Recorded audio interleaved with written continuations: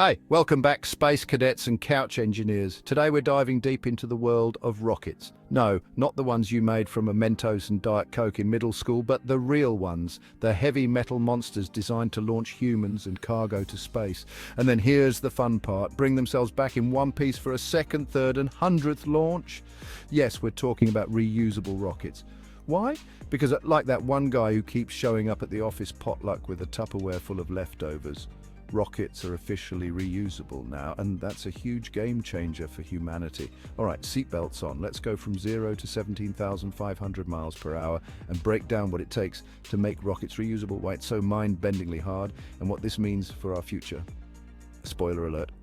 A lot of big changes are coming, and they're all headed upward, literally. So here's the thing. For the longest time, rockets were what we call expendable launch vehicles. That's just fancy talk for they blow up and we never see them again. It's like building a billion-dollar Ferrari just to drive it off a cliff after one joyride. But for years, that was the norm. Build it, launch it, kiss it goodbye. And it was expensive. Imagine if every time you took a flight, they threw away the entire airplane afterward. That's essentially what space travel has been like for decades. With each launch costing hundreds of millions of dollars, it's no wonder space was a playground only for governments and the uber-rich. Then came the breakthrough. What if we could reuse the rocket? Suddenly, space didn't have to be a rich person's exclusive club. Reusability is like getting a buy one, get one deal, except instead of getting a free coffee, you get another shot at outer space. All right, let's break down how these incredible machines are designed to come back and be used again. Let's start with the propulsion systems.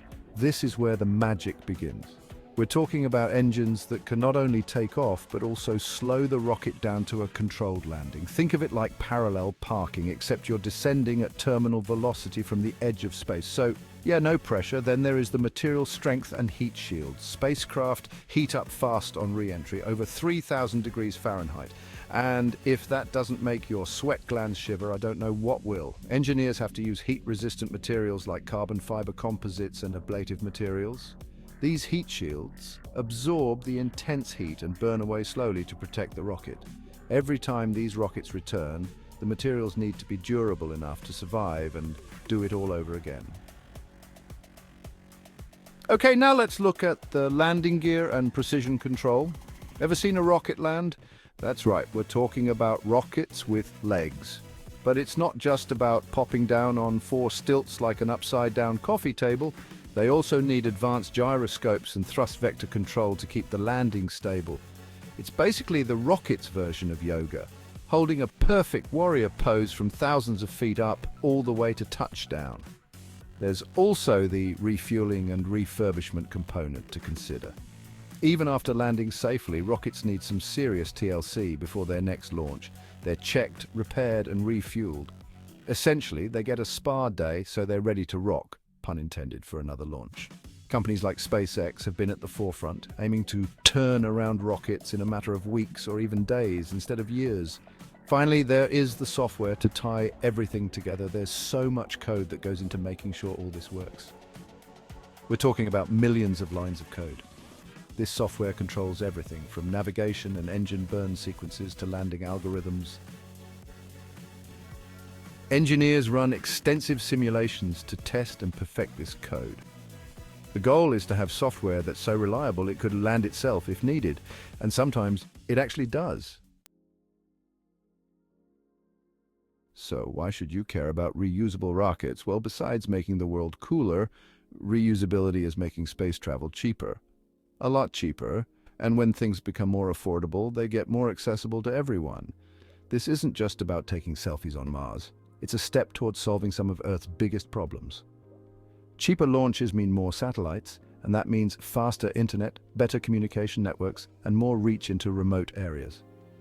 Rural areas could soon get the same high-speed internet you enjoy in the city. Yes, even you, Steve, with your slow Wi-Fi out in the mountains. Right now, space tourism is just for billionaires who want to look out the window and say, wow, Earth is round, but with reusable rockets, these costs could come down and we might start seeing everyday people like you and me going up there. Maybe in the next few decades, a trip to space will be the ultimate family vacation. I can already hear the kids whining, are we in orbit yet? The lower cost and higher frequency of space missions open up huge opportunities for research. This includes everything from studying the effects of long-term space travel on humans, hello Mars missions, to observing our planet's climate from above. With more rockets able to get more payloads into orbit, we can expect a flood of new data and discoveries in the years to come. Here's the big one. Reusable rockets are key to making Mars colonization a reality. If we're serious about living on another planet, we need to get supplies and people there affordably and frequently. Reusable rockets could turn Mars from a sci-fi fantasy into a reality, or at least a vacation home. All right, stick with me here.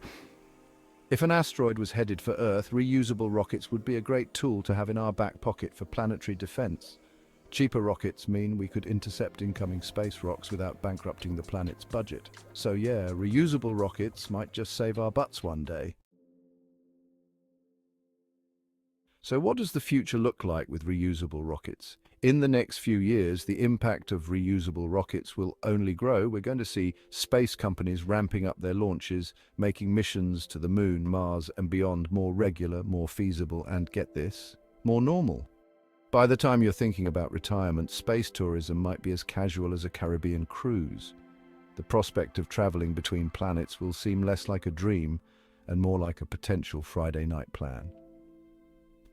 And here's the best part, all the tech and innovation that's been born from developing reusable rockets, those ideas are already bleeding into other industries, from energy and material science to automation and AI. When we look back in a few decades, we might just see reusable rockets as the start of humanity's real journey into the stars. And who knows, maybe you'll be watching my videos from a space station someday. So that's the scoop on reusable rockets. Humanity's future in space is just getting started, and it's looking more promising than ever. If you liked this, hit that subscribe button or we'll send a rocket to land in your backyard. Just kidding. Or am I? And hey, comment below with what you'd bring on a trip to Mars, just in case you end up going sooner than you think.